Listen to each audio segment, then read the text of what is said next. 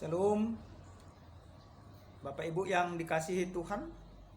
Kita akan mendengarkan kebenaran firman Tuhan di dalam Minggu Jubilate, yaitu tanggal 25 April 2021, dengan sebuah tema menuruti perintah Allah. Nas kita yaitu terambil dalam kitab 1 Yohanes pasal 3 ayat 19 sampai dengan ayat yang ke-24. Kita akan baca demikian firman Tuhan. Demikianlah kita ketahui bahwa kita berasal dari kebenaran. Demikian pula kita boleh menenangkan hati kita di hadapan Allah. Sebab jika kita dituduh olehnya, Allah adalah lebih besar daripada hati kita, serta mengetahui segala sesuatu. Saudara-saudaraku yang kekasih, jikalau hati kita tidak menuduh kita, maka kita mempunyai keberanian percaya untuk mendekati Allah. Dan apa saja yang kita minta, kita memperolehnya daripadanya. Karena kita menuruti segala perintahnya dan berbuat apa yang berkenan kepadanya. Dan inilah perintahnya itu, supaya kita percaya akan nama Yesus Kristus anaknya, dan supaya kita saling mengasihi sesuai dengan perintah yang diberikan Kristus kepada kita. Barang siapa menuruti segala perintahnya, ia diam di dalam Allah, dan Allah di dalam dia. Dan demikianlah kita ketahui bahwa Allah ada di dalam kita, yaitu Roh yang telah Ia karuniakan kepada kita. Sampai di sana pembacaan kebenaran firman Tuhan. Bapak Ibu yang dikasihi Tuhan, dimanapun kita berada pada saat ini, di dalam kebenaran firman Tuhan yang sampai kepada kita yang disampaikan oleh Yohanes, banyak orang berpendapat siapa ini Yohanes. Ada yang mengatakan Yohanes murid Yesus, ada yang mengatakan Yohanes yang lain. Tetapi kami sendiri percaya bahwa penulis kitab Yohanes ini merupakan salah satu murid Yesus, yaitu Yohanes itu sendiri, di mana yang Yesus menitipkan ibunya kepada Yohanes ketika dia di kayu salib. Yesus katakan, ibu inilah anakmu, Yohanes inilah ibu. Dan kami percaya itulah yang menuliskan kitab ini. Bapak Ibu yang Tuhan kasihi, di dalam kebenaran firman Tuhan ini, bagaimana firman ini mengajari kita bahwa kita berasal dari kebenaran. Kenapa ini penting ditekankan? Karena banyak orang sekarang ini berpikir bahwa hidupnya tidak berasal dari kebenaran. Maka satu hal yang pertama sekali yang diperingatkan oleh kitab ini kepada kita, bahwa hidup kita berasal dari kebenaran. Artinya seperti apa? Artinya hidup kita itu berasal daripada Tuhan, karena kebenaran yang sesungguhnya itu adalah Tuhan. Yohanes katakan bahwa hidup kita adalah berasal dari kebenaran. Maka karena kita sudah dibenarkan oleh Tuhan, maka kita akan hidup di dalam kebenaran. Lalu kita akan bertanya, lalu kita dibawa untuk merenung sejenak. Dalam ayat yang ke-19 ini, demikian pula kita boleh menenangkan hati kita di hadapan Allah. Sebab kita dituduh olehnya, Allah adalah lebih besar daripada hati kita. Bapak Ibu, yang mau dikatakan seperti ini, siapa di antara kita yang tidak pernah merasa bersalah, merasa berdosa? Tentu tiap-tiap orang di dalam hidupnya pernah dia merasa berdosa, merasa bersalah. Karena dia senantiasa merasa berdosa dan merasa bersalah, maka dia tidak berani untuk datang kepada Tuhan. Pernah suatu ketika kami melakukan sebuah pelayanan di sebuah tempat. Kami melihat ketika dilaksanakan perjamuan kudus di satu gereja, ada beberapa penatua dan jemaat yang tidak mau menerima perjamuan kudus. Kami bertanya kepada mereka, kenapa mereka tidak mau melakukan perjamuan kudus? Mereka katakan, belum layak aman. Karena yang kami lakukan di dalam kehidupan kami masih penuh dengan dosa. Masih mau melakukan illegal lodging dan lain sebagainya. Nah, dia menyadari dirinya berdosa. Dia tahu bahwa dia itu tidak layak di hadapan Tuhan. Hal itu dilakukan oleh hati. Hati yang menjadi menghakiminya. Bolehkah kita merasa bersalah? Boleh. Bolehkah kita mengenal diri kita? Boleh. Justru ketika hati kita mengatakan bahwa kita bersalah, bahwa kita berdosa, maka kita datang kepada Tuhan. Tuhan akan membenarkan kita. Dalam hal ini dikatakan bahwa Tuhan itu lebih besar daripada hati kita serta mengetahui segala sesuatu. Yang lebih besar dari segala sesuatunya adalah Tuhan. Maka ketika engkau merasa bersalah di dalam kehidupan, merasa berdosa di dalam hidupmu, datang kepada Tuhan. Bukan berarti jadi menjauh daripada Tuhan. Seperti yang kami katakan tadi, banyak orang seperti itu. Dia merasa berdosa, dia merasa tidak layak kepada Tuhan, maka dia menjauh daripada Tuhan. Itu hal yang salah. Tetapi hal yang benar adalah engkau merasa berdosa, engkau merasa bersalah, dan engkau datang kepada Tuhan. Itulah yang diinginkan oleh Tuhan dari kita. Bapak Ibu, yang berikut dalam ayat yang ke-21 dikatakan, saudara-saudaraku yang kekasih, jikalau hati kita tidak menuduh kita, maka kita mempunyai keberanian percaya untuk mendekati Allah. Sampai kepada ayat yang ke-22 dikatakan juga demikian. Tetapi dalam ayat ke-23 Tuhan katakan kepada kita, dan inilah perintahnya itu, supaya kita percaya akan nama Yesus Kristus anaknya. Nah, inilah perintahnya. Kita sudah merasa bersalah, kita sudah merasa berdosa, tapi ada Tuhan katakan, inilah perintahnya, kita percaya kepada Yesus anak Allah. Kepercayaan kita di mana? Nah, kepercayaan kita yang dimaksudkan adalah bagaimana kita percaya bahwa Yesus Kristus anak Allah itu adalah menebus dosa kita, mengampuni kita. Tidak hanya sebatas mengetahui. Banyak orang seperti ini. Oh, dia tahu bahwa Yesus itu adalah anak Allah. Dia paham dengan semuanya. Iblis juga berkata demikian. Iblis juga katakan kepada Yesus ketika Yesus melakukan pelayanan di sebuah sinagogi rumah ibadah. Iblis katakan, mengapa engkau datang ke sini Yesus anak Nazaret, orang Nazaret? Aku tahu engkau adalah anak Allah yang maha kudus. Iblis juga tahu bahwa Yesus adalah anak Allah. Tetapi dia tidak percaya kepada Yesus. Kita juga diajarkan pada saat ini, kita tahu bahwa Yesus anak Allah, maka kita percaya.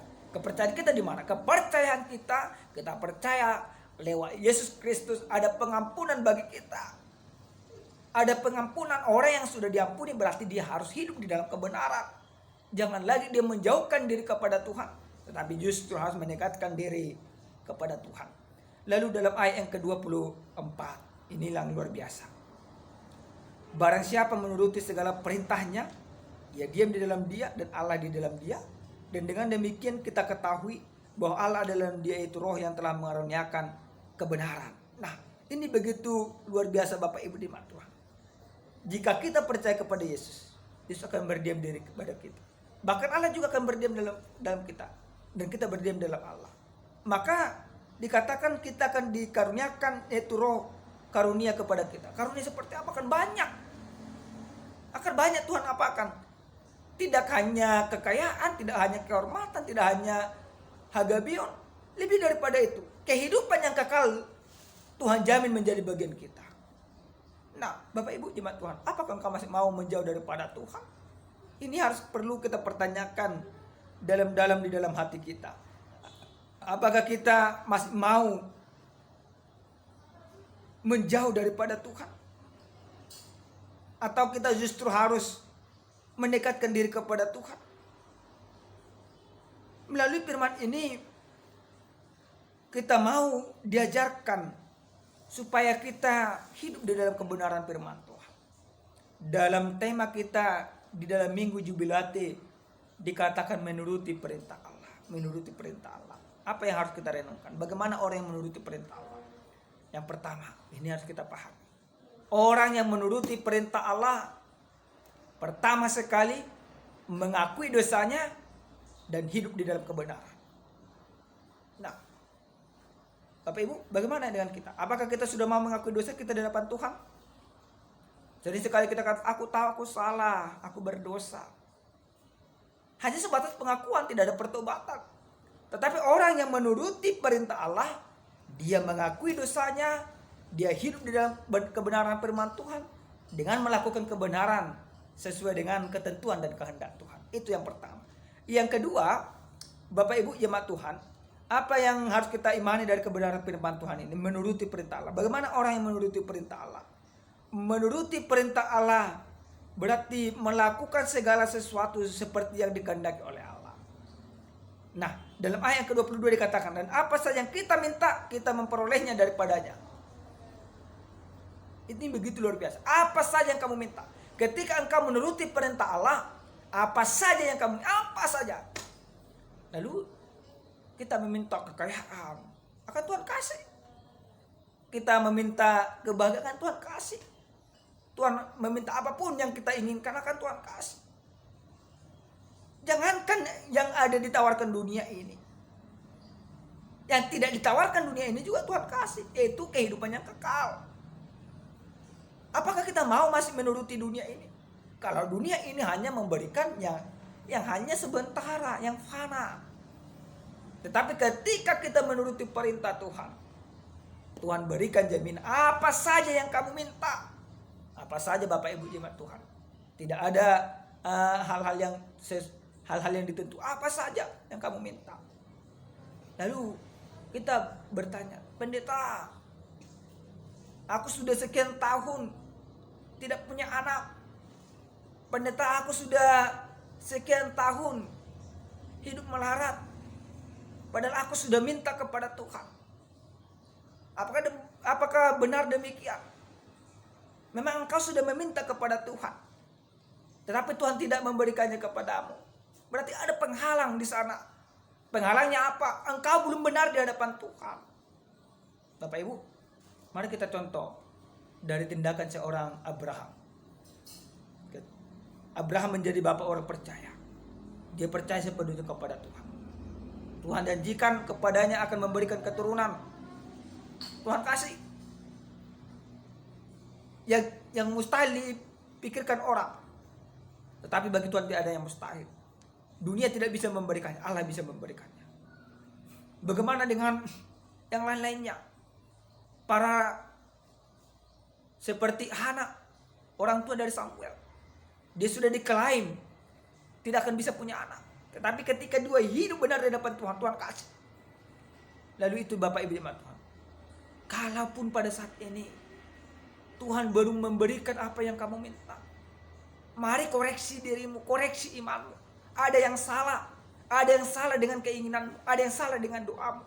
Dalam kitab Yakobus, Tuhan katakan juga ada doa yang salah. Engkau meminta segala sesuatu, jika yang kamu minta itu untuk kepuasan batinmu, untuk kepuasan sesaat, itu tidak akan diberikan oleh Tuhan. Itu boleh kita lihat di dalam kitab Yakobus pasal yang ketiga. Mari kita baca kitab Yakobus, dari Yakobus pasal yang ketiga Bapak Ibu jemaat Tuhan. Di dalam kitab Yakobus ini jelas dikatakan, kalau kita membaca dalam ayat yang pertama, di sana jelas dikatakan bagaimana dosa karena lidah. Lalu dalam Yakobus pasal yang keempat dikatakan hawa nafsu dan persahabatan dengan dunia. Nah, Bapak Ibu jemaat Tuhan, di dalam kitab Yakobus ini ada dikatakan dalam ayat yang ke pasal 4 ayat 3 dikatakan, atau kamu berdoa juga tapi kamu tidak menerima apa-apa. Lalu mungkin seperti itu doa kita, karena kamu salah berdoa, salah doa kita. Dikatakan sebab yang kamu minta itu untuk hendak kamu habiskan, untuk memuaskan nafsumu. Nah, perlu kita koreksi. Kalau untuk kesenangan kita, Tuhan nggak akan kasih. Tapi kalau Tuhan mau memberikan segala sesuatu kepada kita, kita harus persembahkan semuanya itu kepada Tuhan. Doa yang salah ada dalam Yakobus pasal 4 ayat 3 ini jelas dikatakan. Nah, lalu Bapak Ibu jemaat Tuhan, yang terakhir sekali dari kebenaran firman Tuhan ini, kita mau diajarkan bagaimana orang yang menuruti perintah Allah. Menuruti perintah Allah berarti dia melakukan segala sesuatu dan hidup bersama dengan Tuhan. Tuhan katakan tadi, jika dia hidup di dalam aku di dalam dia, maka kasih karunia aku akan kuberikan kepadanya. Kasih karunia Allah akan nyata di dalam kehidupan kita. Dalam ayat ke-24 dikatakan, ketika kita hidup di dalam kebenaran firman Tuhan, hidup di dalam perintah-perintah Tuhan. Selamat menuruti perintah Allah. Amin. Shalom.